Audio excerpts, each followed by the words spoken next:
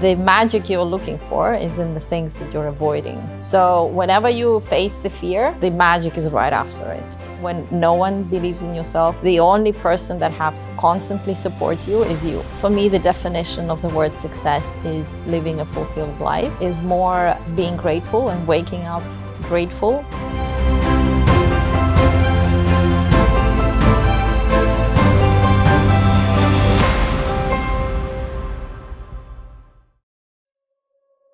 So my name is Ksenia. I am a wine expert with 18 years of experience. I was born and raised in Russia. Where I went to school, it's where I went to university. I studied linguistics in a university, a master's and a bachelor degree. Then I decided to conquer Moscow and I just packed my bags and left.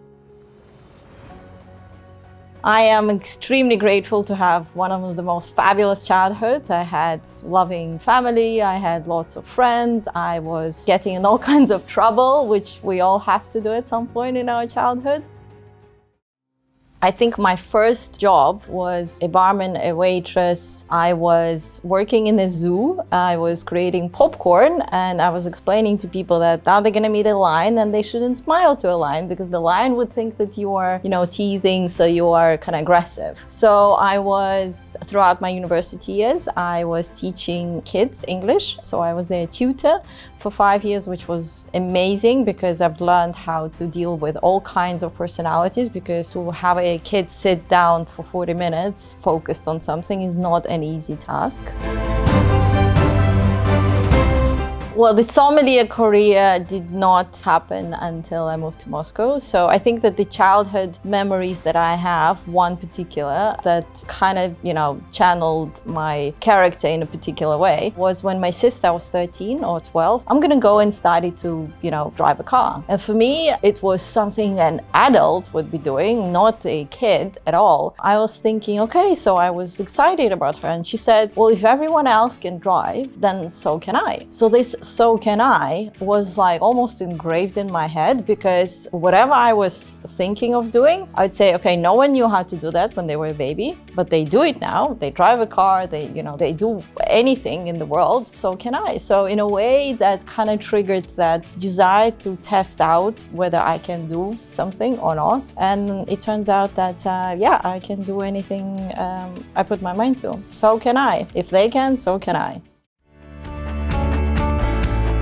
So wine came into my life as, I would say, it was fate. I moved myself to Moscow, away from my parents. I love my parents, but I ran away from them as fast as I could. I wanted independence. And I moved away to Moscow with a suitcase and a dream to conquer, not knowing what it is that I'm gonna do. I was working as a personal assistant to a gorgeous, incredible, intelligent woman that was almost like Miranda Priestley from Devil's Wear Prada. I was searching for my purpose in life. And I was kind of a little bit upset that I couldn't find it. So I was, sitting at home with a cast on my arm, super bored, 2006. There's no internet in the house. TV is crap. I've read all the books. I've read all the things that were, of interest. And I was flipping through the magazine and I was like, why can't I find where I can devote myself to that sphere of expertise, that profession? So I was literally looking, okay, so hairdresser. Do I want to be a hairdresser? Do I want to be an editor? Do I want to be a photographer? Do I want to be this? And nothing was clicking. So I was really, I would say pissed off. So I was looking up there and saying, universe, what am I here for? Literally. The next day, I woke up with the word sommelier on my mind. I did not know the meaning of the word. I didn't drink wine or like wine back then. So I had to find out what it is. And because I'm a linguist, I had a ABB Wine Lingua dictionary on my laptop. It was, the meaning of the sommelier was the person that creates wine lists in restaurants, the person that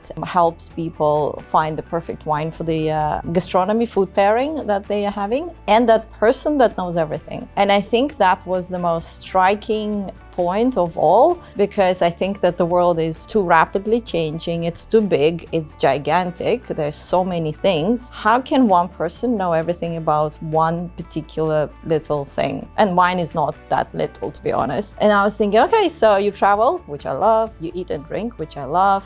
Party was in my blood, I think pretty much ever I was born. And you work with people that love what they do, because you can't be a great winemaker and hate wine. Similar to you can't be a great pastry chef and hate chocolate. chocolate. That's not possible. So I think that was the most exhilarating new word I've ever come across. And because I dreamt of it, like literally it came into my head in a dream, it changed my life, that dream. So 3 days later, after talking to my parents, well, obviously they did not support my dream. When I told my mom that I want to be a sommelier, I called her up, Mom, I found myself. She's like, okay, what it is? I was like, I'm going to be a sommelier. She's like, what the hell is that? I was like, well, I'm going to be working in a restaurant with, with wine and, pairing food and wine for people. And all she sees is Moscow, her girl alone, little girl, young, adult, drunk man grabbing my tushy and stuff like that. Her vision was that she does not want me to be a sommelier at all. So she said, no, I called my dad, did the same spiel, father, I found myself, la la. He said, what did mom say? It's like, okay, you were divorced for 20 years. This is the way for you to pay back. Go against. But he said no. So Granny was the only person that supported my dream. She gave me birthday gift, Christmas gift, New Year's. She gave me 3 years worth of those gifts in advance as a payment. So I used that for paying for school. I don't think that she realized what I was planning to do, but she supported my dream. And 3 days later, after my dream where I saw this word, I was already studying in school. I was absolutely amazed. I was eating buckwheat and rice for the next 6 months because I had no money to buy any type of food, meat for it, like forget it. I was disappearing into my new passion and disappearing physically, but I never felt happy.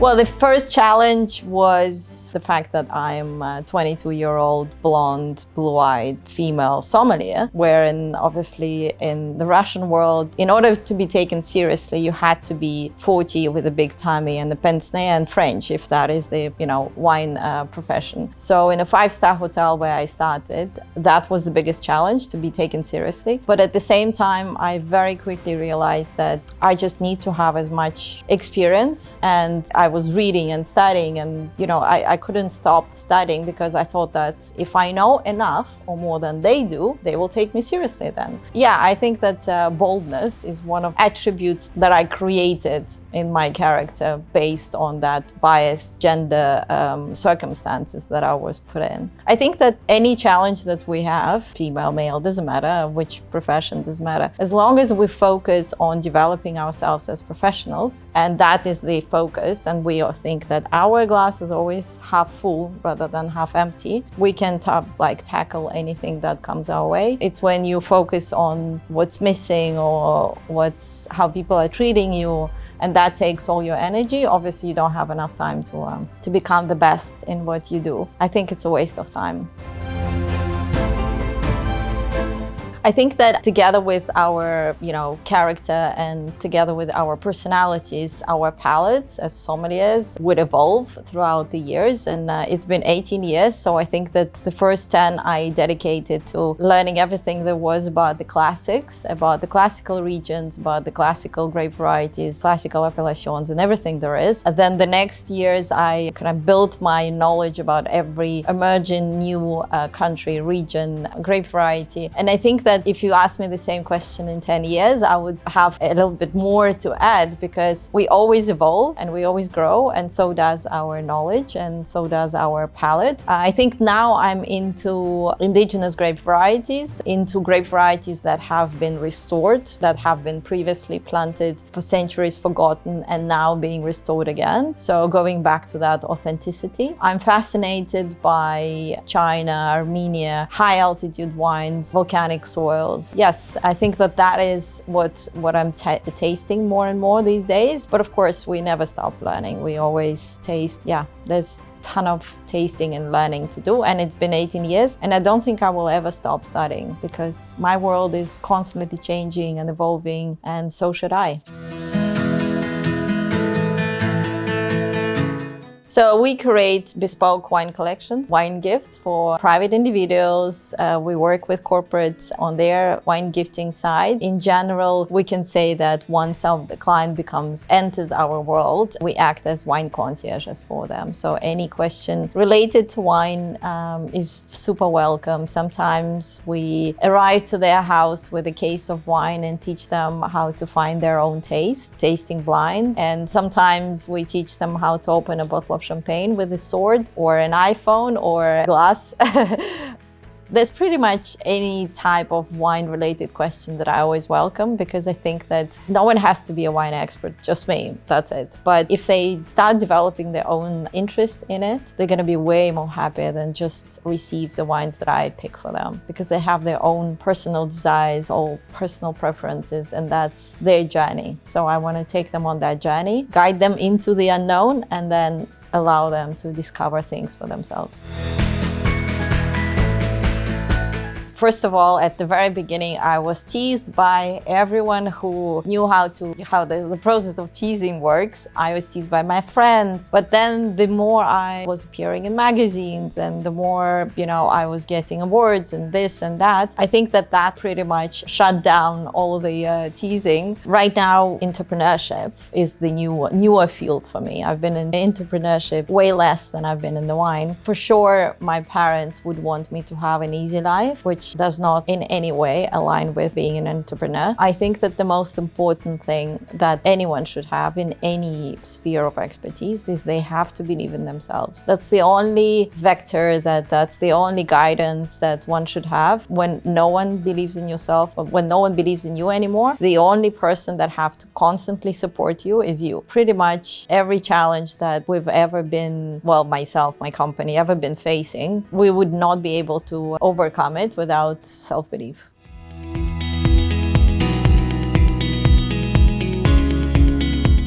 I think that for successful business, you need to know every alley of every type of service, structure, everything that you do in the company. You need to be aware of every process, otherwise you can't teach people how to do it your way, how you want it to be performed, how you want people to talk to your clients, how you want couriers to pass the box of wine like a gift into the hands of your client. You need to know every aspect of service that is surrounding your company. And I think that at the very beginning, I've done a lot of entrepreneurship mistakes in my first business when I trusted people way too much. I had a website that was 15 grand and was absolutely not automated at all. And then I went on Shopify myself, and in a week's time, obviously it took some time for me to learn the process, to learn how to do it. And I created a website, and now it has all the metrics that I know and I need to know in order to run marketing campaigns. So I think that you can't be fully trusting that you will bring an expert and he's going to take over if you don't really understand how the process works. I taught myself to love every process that a running business requires. I think that it's easier for sure, to hire people, to instruct people, to have partners when I know how everything works.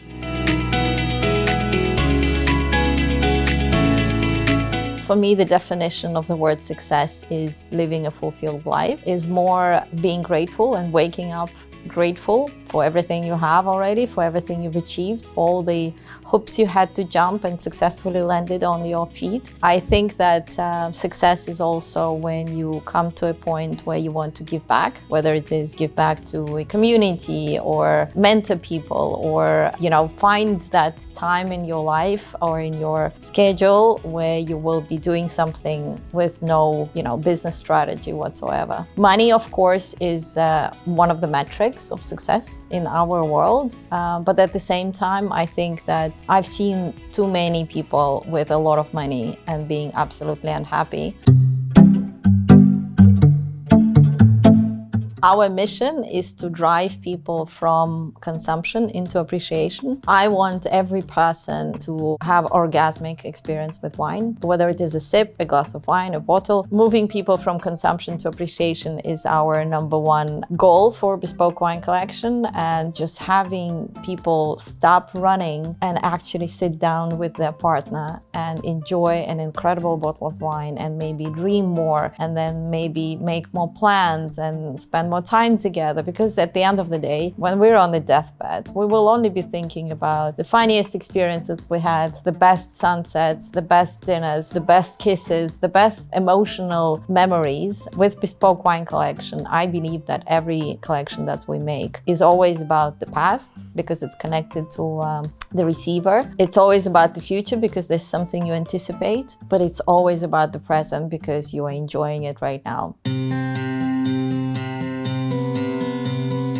I think entrepreneurship world, the most important, in my opinion, is that belief in yourself, because no one will give that to you. You can get a big and create a strong network. You can get, partners. You can get an expertise in the industry. But if you don't believe in yourself, nothing will ever move anywhere. That is number one for me, not giving up. I think that action is the only thing that would ever give us an idea whether we're doing right or not, whether we should pivot, correct. And every mistake is an opportunity to grow. Every loss is an opportunity to see a different side and understand. It's kind of like, I do believe in universe. So I believe that if things are not working, it's kind of a way of the universe to pivot you back onto your direction where you need to go. But it put me back onto the path, on wine.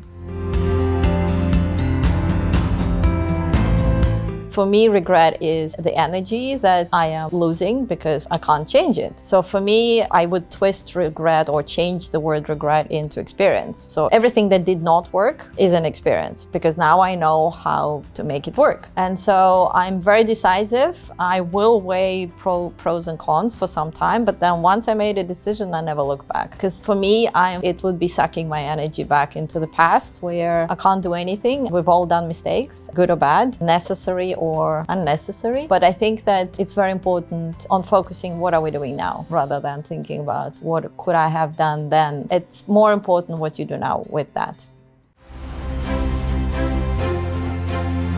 Best advice, I have this amazing saying that's constantly somewhere in my head. When I need it, it pops in. The magic you're looking for is in the things that you're avoiding. So whenever you face the fear, the magic is right after it. So whether it is you're fearful to go on stage, or you're fearful to do a live on Instagram, or do a stories with your face on it and all people sees your, everything else, you have to do it. Because if it triggers you, you have to do it. If it's right in your face, you have to do it, because then it will be appearing again and again and again. And so jump without the parachute, understand what would happen. Always think, what would happen if you don't take that step, or if you waste time, or if you waste that opportunity and you don't take it. I think that the more experiences we have, and obviously I'm talking about the good influence experiences, the better we understand ourselves, the better we understand our path. And yeah,